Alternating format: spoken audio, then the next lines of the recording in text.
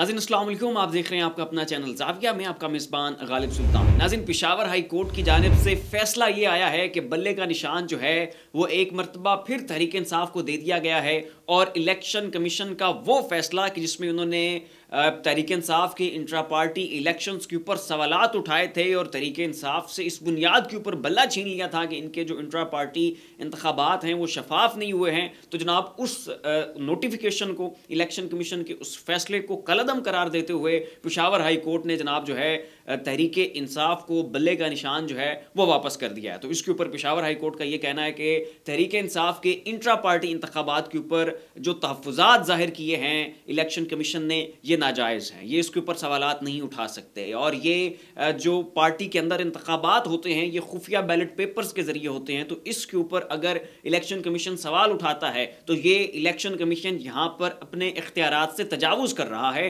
और ये पाकिस्तान के आइन की खिलाफ वर्जी है और जो इलेक्शन कमीशन के आइन का जो मैनुअल है उसकी खिलाफ वर्जी है।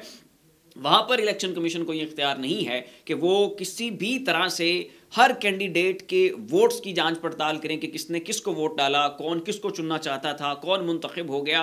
तो ये जो खुफिया मामलात हैं, जो अंदर के राजदारी के पार्टी के मामलात होते हैं, इनके ऊपर नज़र रखना, इनकी जांच पड़ताल करना, लोगों की आरा को जानना, उनकी जो है वो जासूसी करना, ये सारी चीज़ें जो हैं अदालत ने कहा है कि ये मावराए आइन है कि अगर इलेक्शन कमीशन इनके ऊपर नज़र रखता है, ये उसके इख्तियारात से तजावुज़ है और ये उसकी डोमेन में नहीं आता, ये उसकी जुरिस्डिक्शन में नहीं आता। और इनके ऊपर अगर इलेक्शन कमीशन सवाल उठा रहा है, इलेक्शन कमीशन इन चीज़ों को क्वेश्चन कर रहा है, तो ये बज़ात खुद एक गलत चीज़ है, पाकिस्तान के आइन के खिलाफ है।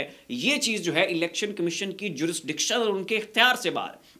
तो ये फैसला जो है अब पेशावर हाई कोर्ट की जानिब से दे दिया गया है और बल्ले का निशान जो है वो तहरीक इंसाफ को वापस मिल चुका है। और इसके ऊपर जनाब जो हमारे अकबर बाबर साहब हैं, तहरीक इंसाफ के मालिक के कुल और जो आप कह लें कि तंजीम साज हैं इस पूरी जमात के, और बहुत बड़े आप कह लें कि अकेले ही मेरे ख्याल में उनको जो है वो स्टैंप लिख के स्टाम्प पेपर के ऊपर साइन करके इस जो तहरीक इंसाफ की मलकियत है वो अकबर बाबर साहब के हवाले कर देनी चाहिए। तो उन्होंने कहा है कि जनाब ये मेरी पार्टी है और मैं इस पार्टी का ज़िम्मेदार हूँ, ये मेरी अपनी जमात है, मैंने इसकी परवरिश जो है अपने हाथों से की है। तो उनका कहना है कि अब जनाब मैं तहरीक इंसाफ के साथ इस तरह का मुज़हिका खेज़ होता हुआ मजाक जो है वो मैं बर्दाश्त नहीं कर सकता। तो मैं ये फ़ैसला जो है वो जाके सुप्रीम कोर्ट में चैलेंज करूँगा और तहरीक इंसाफ जो मेरी अपनी जमात है इससे मैं बल्ले का निशान छीनूंगा। तो उन्होंने जनाब सुप्रीम कोर्ट में जाके इस फैसले को चैलेंज करने का फैसला कर लिया।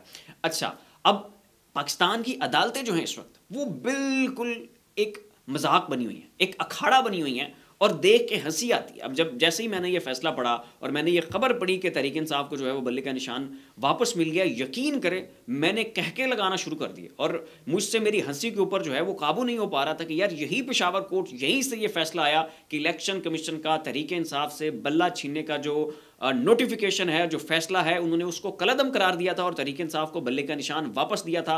पूरी तहरीक इंसाफ ने पूरे पाकिस्तान में जनाब मिठाइयाँ बांटी, बड़ी खुशी जनाब उन्होंने मनाई। लेकिन उसके बाद फिर उसी पेशावर हाई कोर्ट ने दोबारा इलेक्शन कमीशन की पिटीशन के ऊपर यह फैसला जनाब सुनाया कि नहीं, जो पहला पेशावर हाई कोर्ट का फैसला है वो गलत था और इलेक्शन कमीशन का फैसला ठीक था। तो उन्होंने दोबारा जो है वो तहरीक इंसाफ से बल्ले का निशान छीन लिया और अब उसी पेशावर हाई कोर्ट ने तीसरी मरतबा तहरीक इंसाफ को जो है वो बल्ले का निशान वापस दिया। मतलब मजाक ही लगा हुआ है। एक अदालत है, एक मरतबा उससे और फैसला आता है, दूसरा फैसला और आता है, तीसरा फैसला फिर कोई और आ जाता है। वही जज है, वही अदालत है, वही हकायक हैं, वही दलाइल हैं, तो फिर फैसले क्यों तब्दील हो रहे हैं? ये कहाँ से डिक्टेशंस आ रही हैं? और इस मगजमारी का और इस फ्रस्ट्रेशन का और सामने वाले को बौखला के रख देने का, उसको फ्रस्ट्रेट करने का, उसको जहनी तौर पर मफलूज करने का फ़ायदा क्या? और ये क्यों किया जा रहा है? क्या ये जो सीक्वेंस ऑफ इवेंट्स है, क्या हमें ये सोचने के ऊपर मजबूर तो नहीं कर रहा कि कहीं और से डिक्टेशन आ रही है, कहीं और से मैसेजेस आ रहे हैं, कहीं और से फैसलों को मुतासिर किया जा रहा है और फैसले मन मर्जी से दिलवाए जा रहे हैं? या तो पेशावर हाई कोर्ट का पहला फैसला गलत था, अगर पहला गलत था तो फिर दूसरा ठीक था, लेकिन अगर आपने दूसरा भी गलत करार दे दिया तो फिर अब ये तीसरा ठीक है। अब तमाशा बनाया हुआ है, पूरी मुल्क की आवाम को अपने ट्रक की बत्ती के पीछे लगाया हुआ है। तो अलबत्ता नाज़रीन अब ये फैसला आ चुका है और तरीके इंसाफ को जो बल्ले का निशान है एक मरतबा फिर से वापस मिल चुका है। अब जनाब अकबर एस बाबर साहब वो चलें इसको सुप्रीम कोर्ट में जाके चैलेंज करने, वहाँ से क्या फ़ैसला आता है वो भी एक नया ही मजाक होगा, एक अलग किस्म की जो है वो एब्सर्डिटी होगी, उसको भी जो है यहाँ पर बैठ के फिर डिकोड करेंगे जब वो फैसला आएगा। फिलहाल तो जो है तरीके इंसाफ को मुबारक हो, उनका जो बल्ले का निशान है उनको वापस मिल चुका है। फिलहाल के लिए इतना ही। ऐसी मजीद अपडेट्स देखने के लिए देखते रहिए हमारा यूट्यूब चैनल और फेसबुक पेज। अपना और अपने अजीज़ व अक़ारिब का ख्याल रखिएगा। अल्लाह हाफ़िज़।